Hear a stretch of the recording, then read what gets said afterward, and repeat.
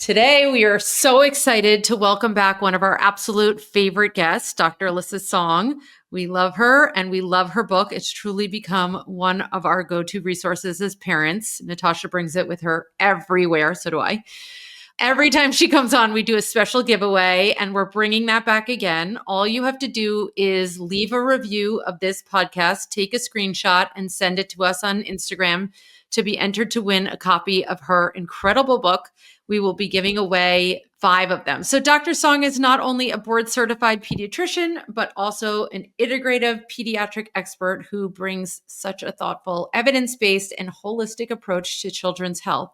We can't wait to dive into today's conversation on gut health, supplements, and how to really get to the root of supporting our kids' overall well-being. Welcome. Thanks for being here. Yeah, thanks for having me back on. I always love chatting with you guys.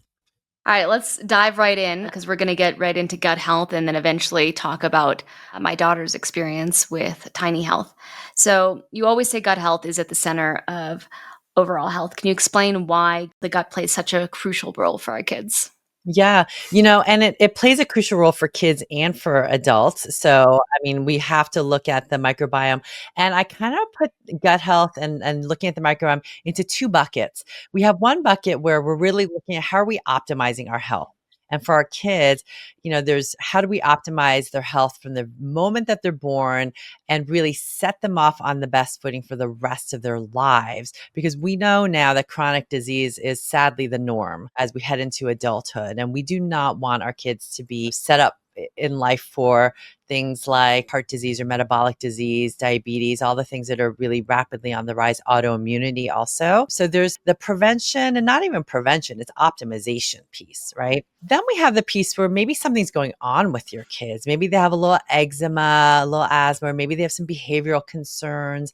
Maybe as they get older, anxiety is starting to really crop up. Mental health issues are really just so predominant for our Gen Z and our Gen Alpha kids, right? This is what they are facing as they get older. So now we're looking at, okay, something's going on. Maybe they have an outright diagnosis, or maybe there's just something that with your mama heart that it's just not optimal. It's not ideal. Even if your pediatrician is saying, "Oh, it's fine, everything is normal," right? And so then we need to look at the microbiome because your microbiome holds so many keys to optimize and also course correct when something's going on with your kid's immune system, with their brain, their hormones, their metabolism, you name it. And when we think about, let's say, when kids are younger, as parents, the predominant thing that we think about is, oh my gosh, they're getting sick all the time.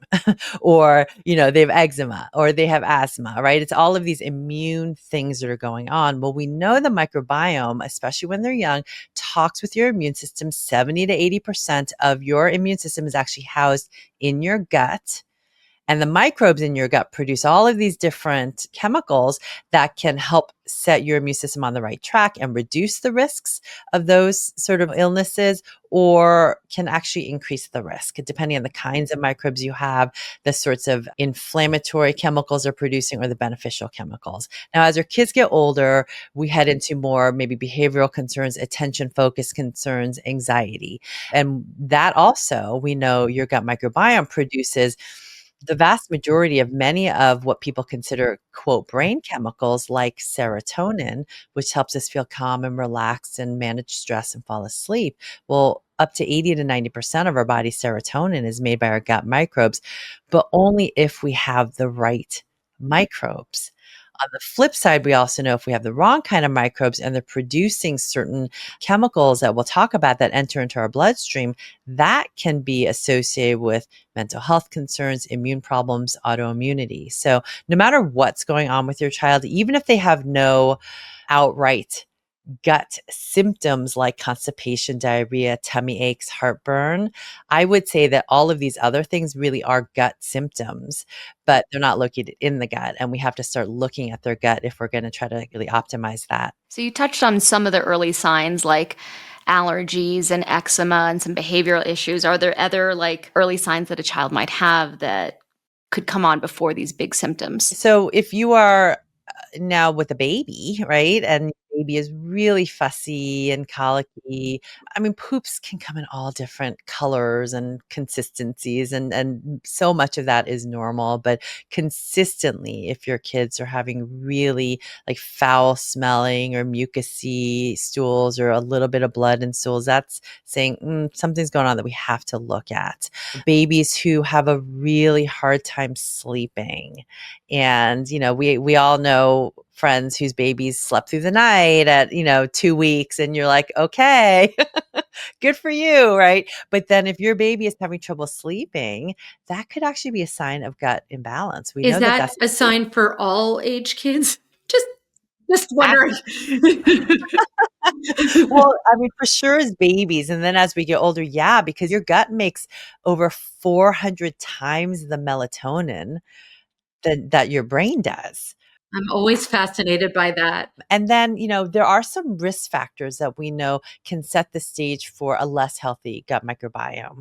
It doesn't necessarily mean that it has to end up this way, but we know that if your baby was born by C-section birth, if you received antibiotics while you were pregnant or during the labor, or if your child or baby has ever received antibiotics, if your baby was formula fed, even partially formula fed, if you as a mom during pregnancy had any health concerns, all of those can set the stage for your baby's microbiome not necessarily developing along the optimal trajectory. So oftentimes, even for babies who don't have any apparent health concerns, if there is this history of C-section birth or antibiotics given in those early periods, either to mom during pregnancy or delivery or to baby directly or formula feeding, I do like to check the microbiome as a proactive measure to try to prevent what's called the atopic march, or this allergy march from eczema to asthma to allergies that we often see. And if we can identify some risk factors in their microbiome, we can actually use a personalized approach to correct those and help reduce those risks. I don't think we really, I mean, we mentioned tiny health, but we didn't explain, and maybe you can explain that this is now available for any parent. So many of us check the boxes of concern that you mentioned: C-section, antibiotics, all the things. So now anyone can really test their child in a very convenient, cost-effective way. Yeah, it's true. And that is the beauty. I will disclose I am the chief medical officer of Tiny Health. And Natasha and I are not paid by them at all. I bought them myself. I was very curious. Yeah, and just to be part of the team, because Tiny Health, they use a method of testing. It's called shotgun metagenomics, which is really considered now the gold standard for microbiome testing in clinical practice. And we need to, in this day and age, move beyond just using cultures or something called PCR or 16S sequencing. All of those are, from the microbiome tests that many people who have been really interested and involved in functional medicine for years, those might sound familiar. But the new way of looking at the microbiome is really looking through shotgun metagenomics at, at identifying the vast array of microbes that are in your gut, the relative amounts, meaning how much relative to the rest of your microbiome, and also their functions. Because, for instance, let's take bifidobacteria, which is really important for babies. And in fact, there was a really important study that came out in May of this year that found that most babies are lacking bifidobacteria. They don't have enough, and about a quarter of babies have none. And babies, just to show you how important this type of probiotic is for your baby's gut, babies' microbiome should be made up to 80 to 100% with just bifidobacteria. It's that important. And 25% had none. 25% had none. This is across the board. This even is in babies who are vaginally birthed, no antibiotics, breastfed. So even if we think, oh my gosh, I'm doing all the right things and there's still something going on, it's because in this day and age, this bifidobacteria, our babies are lacking. And a lot of moms and parents and adults don't have enough bifidobacteria. So Tiny Health uses shotgun metagenomics to identify for instance, bifidobacteria, how much bifidobacteria is there relative to the microbiome, and also the function, because it's not enough to say, oh, there's bifidobacteria. What I want to know is, hey, does that bifidobacteria actually make serotonin for you or GABA for you? Is it actually functioning in the right way also? And you can only get that with shock and metagenomics testing, which Tiny Health uses. So I think now, in this day and age with AI able to help really analyze all of these data sets, we're in a whole new world of being able to optimize microbiomes for kids and for adults. Let's explain what the test looks like in terms of the microbiome and why that information is important for parents. And then maybe we can jump in to give the example of what my daughter did. One of my kids, I should say daughters. They all got it done, but we'll focus on one. And I'm about to do one for my son. I even have it right Yeah. here. I actually have 4 test kits at home because I want to do me, my husband, and my 2 kids who are teenagers now. At every age, It if we optimize changes, our right? microbiome, we want to make sure that we have the best microbiome in place. And it does change, Natasha, as you said, because babies' microbiomes change rapidly in that first 1,000 days of life, so up to about 3.5 years of age.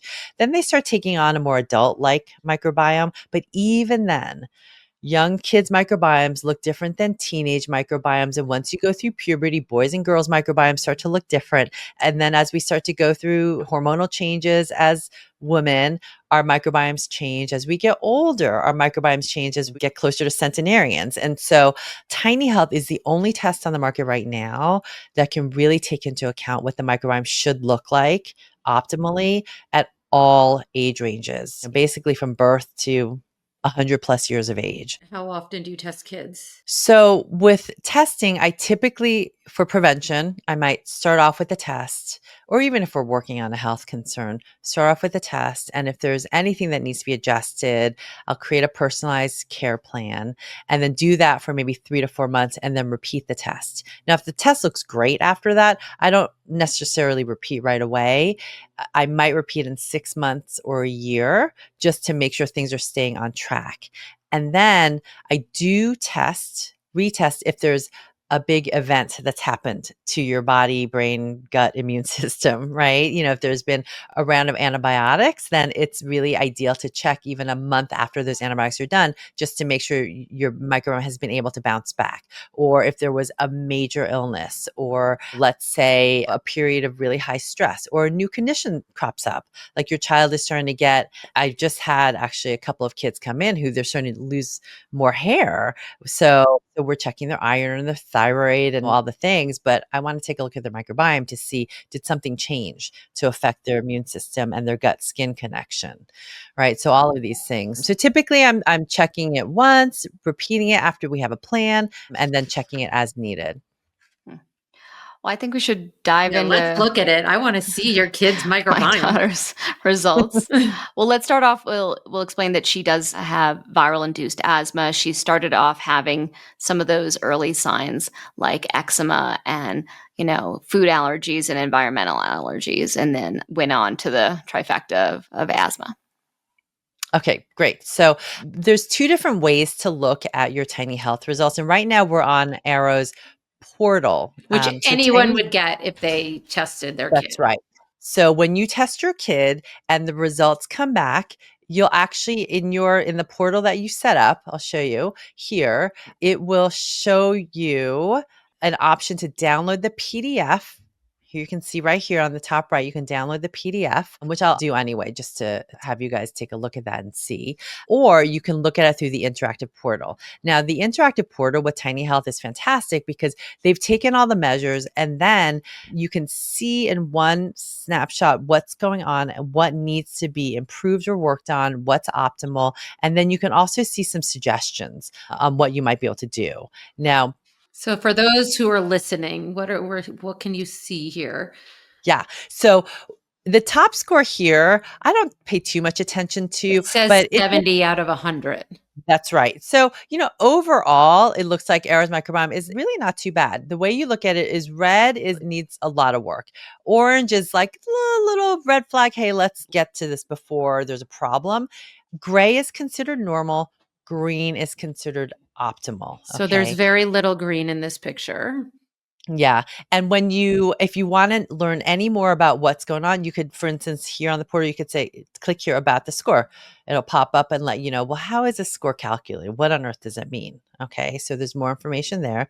And then we pop down to her results, and the main findings that we see, she had these abnormal bacteria. Okay. But this is just a snapshot. I like to look at the microbiome in context of everything else that's going on. So what I like to do is click to see all metrics. Okay. So when we click to see all metrics, the top part here, you will see these beneficial microbes. These are the good bacteria that you really want in your gut. Now, remember, I mentioned bifidobacterium. Well, here it is. Now, Arrow at the time of this testing was 6 years old. Okay.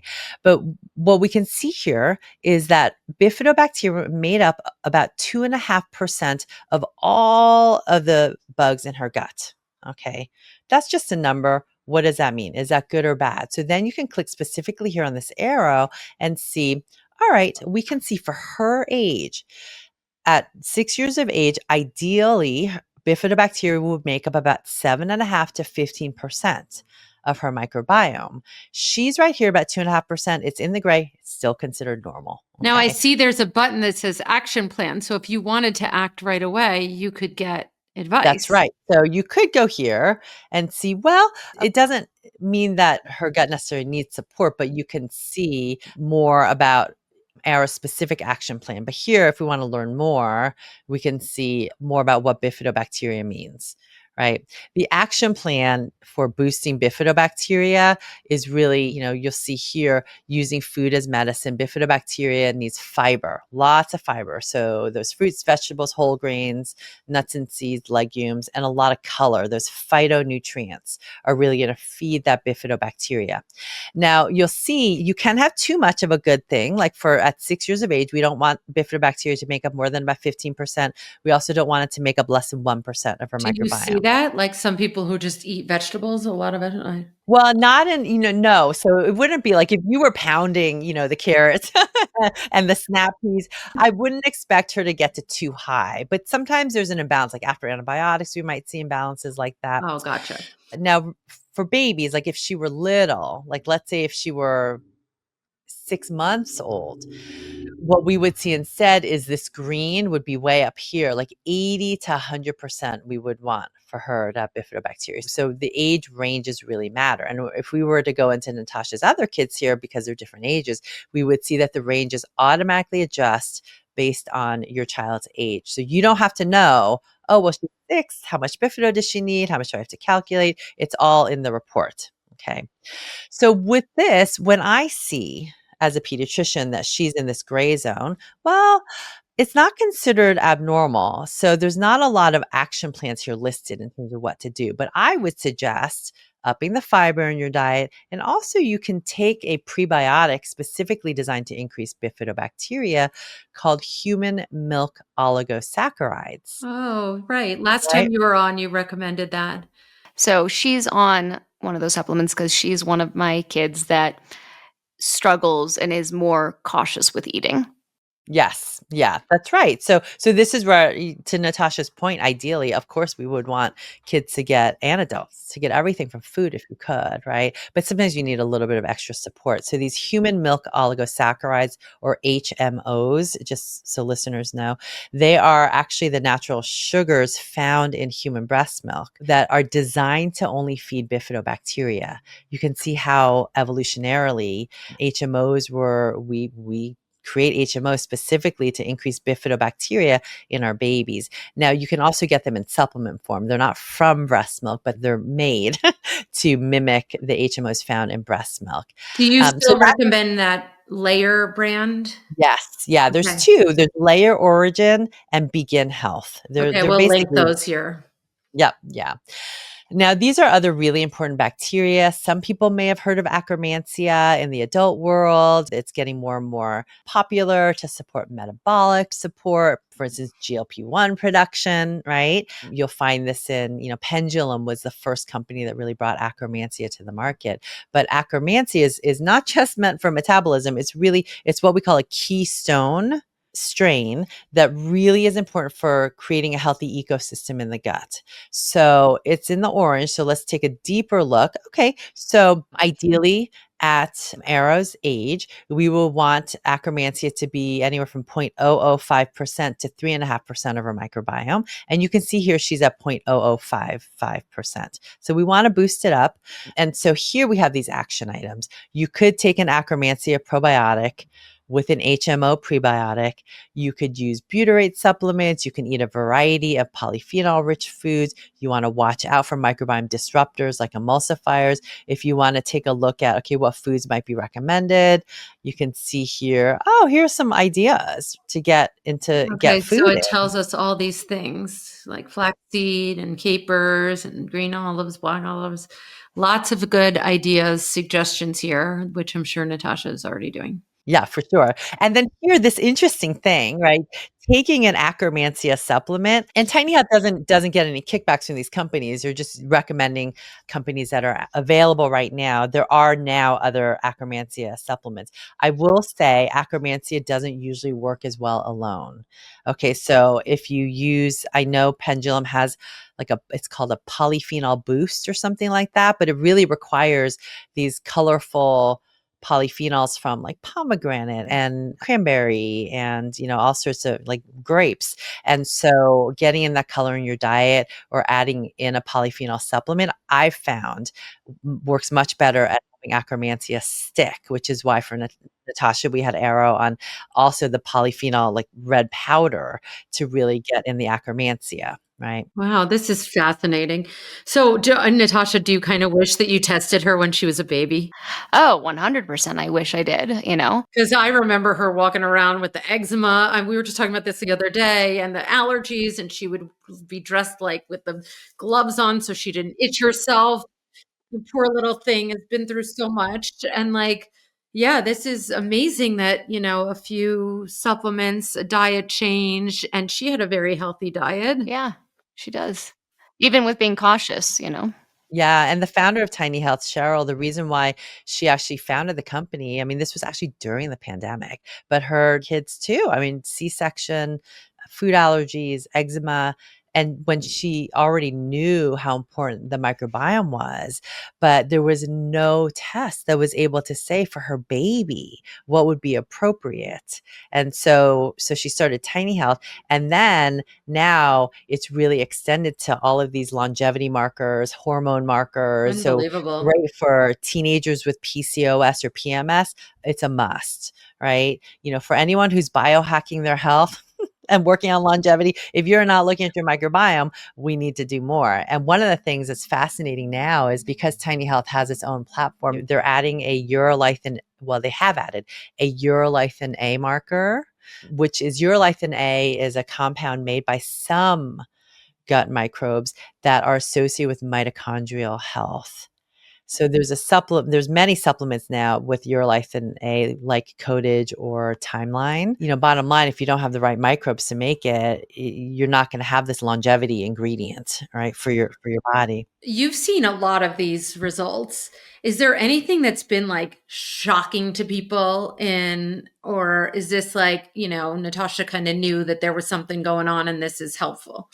I think what's shocking to people or one of the things that is very surprising for people is when I work with kids or teenagers with mental health concerns and they're not having any gut symptoms, but then they realize, like for instance, for Arrow, she had a few of these abnormal bacteria in her gut, right? At very low levels, but we wouldn't have known about it if we hadn't tested. Yeah, she has normal stools. Yeah, normal stools, goes to the bathroom every day, doesn't smell.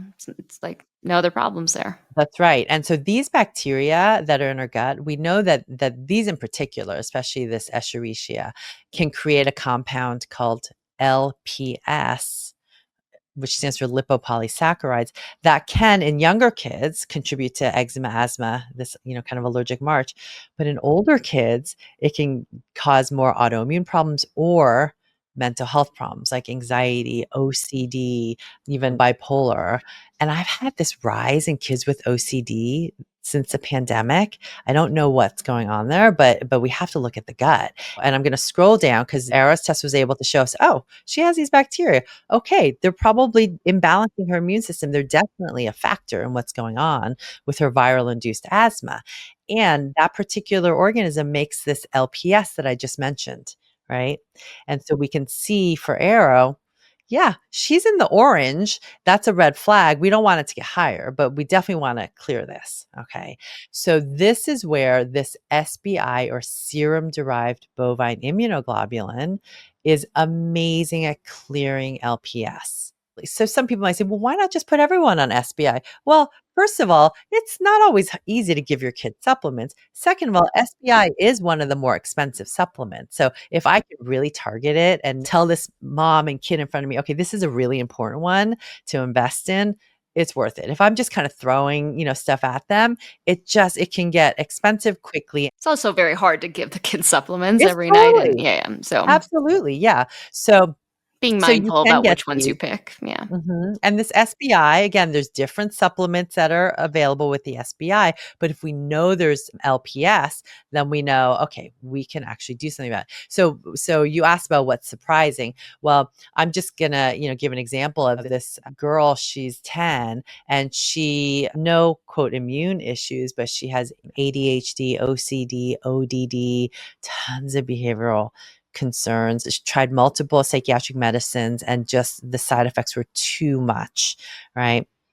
And so when she came to me, we talked all about, and I educated her, even at 10, like, what is your microbiome? Why do we want to look at it? How do we support our microbiome with the foods we're eating? Because she also was very, very narrow on what she ate. And then when we did the poop test, she had really high LPS levels. And she also had like almost absent bifidobacteria, and she had really high levels of, several, I think it was Klebsiella, some Citrobacter. And so when we did a little gut plan, upped her bifidobacteria, got rid of these abnormal pathogenic bacteria, used the SBI to clear the LPS. I mean, less than a month, her mom wrote me and said, "Oh my gosh, my daughter's coming back. Like, thank you so much." Right? More calm, more regulated, still had some work to do, but it was this, couple weeks difference. And they'd been struggling for years with this. Wow. This is the foundation our kids need in this world of mental health issues. Another thing that's really helpful here is vitamin production. A lot of people don't realize that your gut microbes are responsible for making a lot of your vitamins, including like B9 is folate, B12, vitamin K. So if your microbes are not making a lot of these vitamins for your child or you, and let's say on top of that, you don't have the most varied diet, then probably worth trying a supplement. That's an action item from that.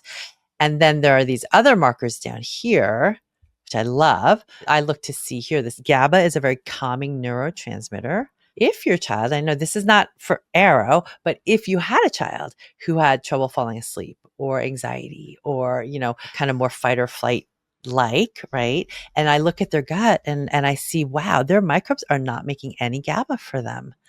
Then I know for that kiddo, trying a GABA supplement could make a really big difference. So I'm not just kind of throwing the dart at what calming supplement I want. I'm looking and saying, oh, yeah, let's try GABA first now. That is fascinating to me because Natasha and I before this were talking about how people just throw supplements at their kid, or they ask Natasha often for a multivitamin. Like, what's the best multivitamin? I really despise multivitamins. But I mean, I think Well, it should just explain be that. targeted. Yeah. Well, I mean, the most multivitamins out there that I see with kids are just all gummies and like you're not really absorbing anything and it's just mostly sugar. And parents feel like this like false sense of security. I think that when you get this multivitamin, oh, you're covered. So if they don't eat well, it's fine. And there's something called pixie dusting in the supplement industry where you see this list of like 100 ingredients. You're like, oh, it must be good. And then, but it's like such teeny weeny levels of it that you're like, it's not really doing anything. So I think supplements, I think that is a big category and something that I get asked, I think, every day. Are there like some baseline supplements you recommend for most children? Yeah. So for most children, and I will say even as adults, I mean, there are some very common nutrient deficiencies that we see in kids and adults. Now, for as a pediatrician, I'm looking primarily at kids, but the most common ones are going to be zinc, magnesium, vitamin D, and omega 3s. When I have the opportunity to check blood levels, rarely do I have a child who has optimal levels. Now, many are outright deficient, but the vast majority are insufficient, right? So they may be quote normal and a regular doc may look at the labs and say, "Oh, everything's fine." But then when you really look down like, "Whoa, they're at the bottom of the barrel here." We don't want to just be scraping at the Right. bottom. We want to be at our ideal health. And so now there's so many companies cropping up where you can test a gazillion different labs, right? 100 labs for an Oh, annual yeah. I've membership, seen all those right? things. A lot of those, right? It is great. I love empowering people to be able to take their health into their own hands, just like Tiny Health. They have a direct to consumer. Parents can order it for their babies. Let's say if they don't have a pediatrician who is on board or an OBGYN who's on board and is going to order the test for them. I love that. I love that now consumers can get a lot of these tests, but then the magic really is in the interpretation of it. Right. And so understanding not just what's normal, but what's optimal is really the key. And I've had kids come in. A lot of them are college kids who, as I've kind of ushered them, to fly out to college, they're now really interested in optimizing their health, which is what we want. Right. And so then they'll come back and I'll look at the labs with them and they'll say that they got maybe some suggestions for things that were off, but then I go through with a fine tooth comb and say, okay, well, your ferritin, which is your iron stores, all right, it's 17, that's normal, but we want it really at 40 or 50, right? Or, your red blood cell zinc was at a 9.5. Yeah, but you're getting sick a lot. Your skin's not clear. Your mood is all over the place. Let's get you up to at least 12 and a half or 13. I get a lot of parents saying, like, well, we were never on supplements. Why now? I can go on and on about this, but We all have problems. Like, we all have autoimmune issues. I mean, that's my big thing with like soil health because I think the soil is so depleted. And that's why, we're not absorbing any of these nutrients. And now, with all these studies coming out with our gut, we have no good bacteria, no balanced bacteria, even. Yeah. I mean, there's so many reasons. And I will say, as you said, so much about that has to do with our soil health. I mean, our soil is depleted of the right minerals and nutrients, and any plant-based food, they are through their roots soaking up all those nutrients to get into the fruit or whatever we're eating so that we can eat it. And if that soil is depleted, there's going to be less in our food, and food has just become less and less nutrient dense. And that 100% is the fact. And glyphosate, it's interesting, Roundup, or the herbicide found in non-organic foods, just spraying glyphosate. Of course, there's so many harms with that. But one of the things when I was writing the book and I was doing all this research, I hadn't even thought of glyphosate. I looked at it from the standpoint that it was patented as an antibiotic before it was an herbicide. And in the gut, we know it can preferentially kill all of your good microbes, like your bifidobacteria and your lactobacillus, and preserve and keep some of the bad stuff like the Clostridia and the Klebsiella and the things we don't want. So I'm looking at it as a pediatrician from that standpoint. But then when you're looking at it from a soil standpoint, well, where are all these minerals and nutrients coming from? They're coming from the bacteria and the yeast in the soil. So now you spray glyphosate all over the soil and you're killing all the bacteria and the yeast in there that should be there to enrich the soil. And so our plants have nothing to really take up. Right. So it's a mess that we've made of this world. And so unfortunately, even if you are eating organic produce, we still can't get by the fact that our soil is depleted. It's definitely really frustrating for a lot of parents because they think they're doing everything right, spending more money on better quality items, and then we still have to end up supplementing with kids. And so Yeah. I understand that it can be very overwhelming. What are like the first steps that parents can take to support their child's health, their gut health? I mean, the first step that I would take is really, if you can do the baseline tiny health test. That one will give you so many insights into how to optimize your health and prioritize And I because it think is they true. give you someone to read the results, right? They do. So they have health coaches on staff that have support in helping you interpret the result. You can ask questions. They have actually a monthly Q&A to allow not just parents, but adults too, who've done testing for themselves, whether like for women, if you've done a vaginal microbiome test, which is really important if you have any in terms of really helping to optimize conception and pregnancy. But even as you're older, vaginal health is so important. You want to reduce the risks of cervical cancer, right? Whether you're an adult and you've done testing for yourself or you have a child, their Q&As are amazing. I actually went on last month and I did an hour and a half long Q&A for the consumers, just whatever questions they have about their gut test, I right? wish I was there for that. They provide a ton of great resources and education, and their portal is really very complete too. Now, ideally, you would have a functional medicine practitioner to take the results and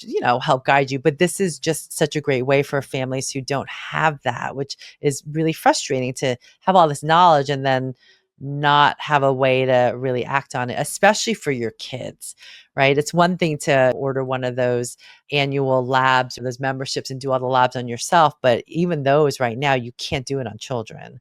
They just won't allow you to register your child for it. So beyond supplements, what are some of the daily lifestyle habits that make the biggest difference?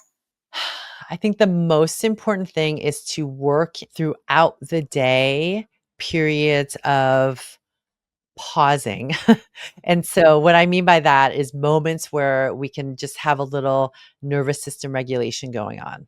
I think that is really and truly, if we can get a handle on gut health and nervous system regulation, your kids' immune systems, brains, hormone health, metabolic health, all the things that we want to be optimal for our kids, that's going to be really the key to that. I really want to have a research study showing if there's a correlation with screen time and gut health, because I feel like screens are just completely dysregulating children. But that's another side topic. There actually was. I mean, when I was doing some research, and there is a study looking at young adult. I don't know if it was all men, but young adults, but gamers, right? And so, I mean, they're spending a ton of time just sitting, right, looking at the microbiomes, people who gamed Wow. and who didn't. And the microbiomes of people who were gaming and on screen time a lot were definitely worse. Now, there's a lot of confounding issues Yeah, because like gamers gamers also tend to I mean, eat more. they're not they're snacking on like fiery hot Cheetos, right? And they're not Pounding moving their Red bodies. Bulls. Yeah.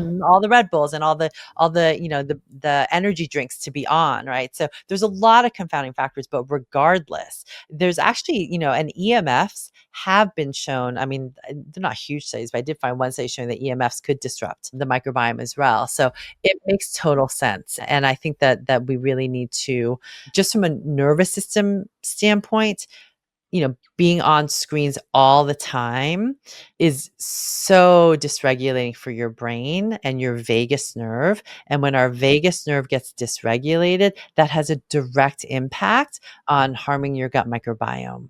So we know that the vagus nerve microbiome connection is very real. And anything that we can do to support our vagus nerve and nervous system, like taking moments to have just, 10 deep breaths or walking in nature or just sitting there listening to some music or reading a book together. I mean, those moments where you're just slowing down, allowing your vagus nerve to kick in is so great for your vagus nerve, which will then improve your microbiome. It's like when Natasha's saying that screen, sugar, and sleep, right? Are those your 3 S's? Those my 3.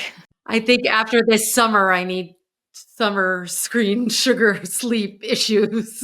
Detox, yeah. Yes. I think it's the fact that so many of us don't have this balance and a rhythm to our day. And so we're constantly, what I like in Waldorf, they refer to as like in-breath and out-breath activities. And we're constantly breathing out all the time. And we never take that time to pause, like you said, and have that in-breath activity. And so you want to have like a nice kind of roller coaster balance throughout the day. And I think that really helps calm your nervous system down. Well, and I want kids and teenagers and parents to understand that these nervous system regulating activities are not just to manage stress and feel good. I mean, there's a very real physiologic impact on our immune system and inflammation. And by regulating our nervous system, we actually do help heal from chronic disease if that's going on, and also help prevent chronic disease from developing. So we have to take it out of the, woo-woo mind body medicine, I'm just going to feel good realm, right? There's science to this and it's very important. And I feel like that's something that is often put to the side after, right? Let me take these vitamins and let me, do all these things. Do the quick fixes first. Yeah. That's right. That's right. Kudos to some of the schools that are adding meditation or things like that. It's great. My kids, in their charter K-8 school, they had, socio-emotional learning class. And I actually went in a couple of times with the yoga instructor. We would teach together to the kids. Super cute, except it is the one that a lot of kids kind of roll their eyes at, right? So I feel like if there was some education, I mean, in kid-friendly ways, but really letting them know the why. It's not just, oh, let's go and sit and fall asleep for half an hour, right? And when you have parents actually also buying in and, That's right. doing those things at home themselves, then kids are more likely to do it. We need a script from you on that, Natasha, a script. I'll come up with one. So many questions just generally. What probiotic do I give my kid? That I get every day. And I always have to say, like, well, depends. And like, what's going on and why do you feel like you need it? What can you comment on that? And in general, should all kids be on a probiotic? Is there a general one? Is there a better one for antibiotics or whatnot? Yeah. So I love this question. And what I tell people is that one of the things that has shifted the most dramatically in my practice as an integrative and functional medicine pediatrician over the past 20 years is that I no longer think and recommend that people take probiotics every single day, unless it's for a specific reason. Right. If we have the foundations, now this is where I would love to start off with a microbiome test to make sure we have all the good bugs in place. Right. But then it comes down to how are we living and eating every day to support a resilient gut microbiome? It's if we think about the trillions and trillions of microorganisms in our gut, just, throwing in a few billion colonies, that's like, that is pixie dusting, right? That's hardly anything, right? And we have so many different bacterial strains in our gut. Probiotics can barely scratch the surface. So exactly what you've been saying, Natasha, is perfect. So we have to think of why are we giving the probiotic supplements? For what reason? What is the goal with it, right? And it's the same thing with every supplement. It's not just throwing in, like, what is the goal, right? What is the health concern that we're trying to address? What is the thing that we're trying to optimize? Because that also will make a difference in what probiotics we're giving. And I have seen cases where when you give probiotics, especially really high doses, sometimes you get that effect of too much of a good thing. That's when we might see, oh my gosh, there's way too much bifidobacteria now, right? Or, we've just kind of, caused a greater imbalance because we didn't do it in the appropriate way, right? So with probiotics, I recommend on a daily basis or throughout the week, get in your fermented foods and fiber. That is the best way to get the good bugs in. My new favorite snack. So weird, but I swear it's good. Okay, it's the rice cracker thin cracker, the thin stacker with a little bit of Philosopher's Stone ground almond butter and some kimchi on top. Oh my gosh. I know it sounds weird. I like it. I'm going to try it's really good. Okay, Alyssa, you try it. You tell me what you think. Emily, let's see.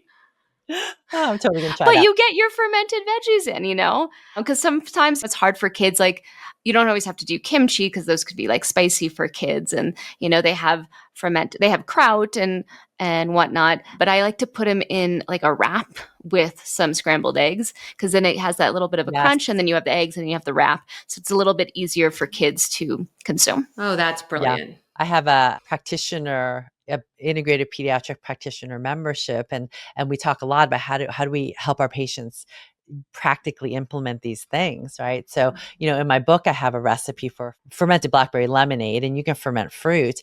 And so she just fermented, what did she ferment? I think she fermented some melon, and she said it turned it out amazing. So, and you can also ferment your fruit and use them in a smoothie. You can blend them and make them into a popsicle. I mean, there's lots of different ways you can get in fermented foods. Wait, talk about your membership. What is this? Because Oh, the practitioner membership? Yeah. I think people might be excited about that. There's such a need for pediatric specific integrative and functional medicine education for practitioners. And I know you can only travel so far and do so many lectures, which so many people are so grateful for. And so I never thought I would really want to train practitioners because my heart is really with moms, right? But then really thinking about, I can only do so much as one person, but if I can help practitioners out in the trenches really be able to get this information to their patients, the ability to really reach so many more families is huge. And so I started a membership earlier this year where we have a community. It's a Facebook-like community, but I can't stand Facebook, so it's on Mighty Networks, right? I teach a monthly master class. Next month, I'm going to be teaching an integrative pediatric approach to mitochondrial dysfunction, but I've had one on integrative approaches to eczema, ADHD, anxiety, and then we run through clinical cases together. I do help them with business mentorship. It's been really amazing. The practitioners are so phenomenal and fantastic. My goal is to make sure that practitioners feel comfortable and confident bringing this into their practice to all of their patients. All right, And so that if you're they can- out there and you have your kid's doctor, send them. What I like to do is like present them with Elisa's book, That's right. and then say, Oh, thank you. she also offers this mentorship if you want to learn Yeah. more there. What I initially started off wanting to do was to create a parent membership in this way. So now that's coming this fall. Oh, yay! So yes, it'll be awesome. So, I'll be teaching master classes, having guest experts come in, a community, because we all need that community. That's amazing. I will be on the waiting list for that. That's incredible. Yeah, because like I said, my heart is with the moms. Yes, and we all want to work with you. So I think that's an important part of this is like, how can people hear from you? Eventually, this parent group, definitely the book if you don't have it. I literally travel with it just so I can reference it whenever one of my kids is sick or something is going on, just because it is such a great resource. And obviously, we're giving 5 away today. Thank you so much, Elisa, for coming on. Make sure to comment below if you guys want to have other topics to have Elisa address, that I'd love to have her back on as always, because she is so brilliant and so incredibly knowledgeable.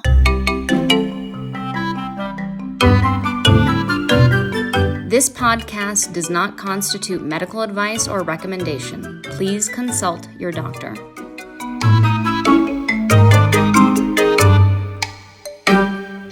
Thank you.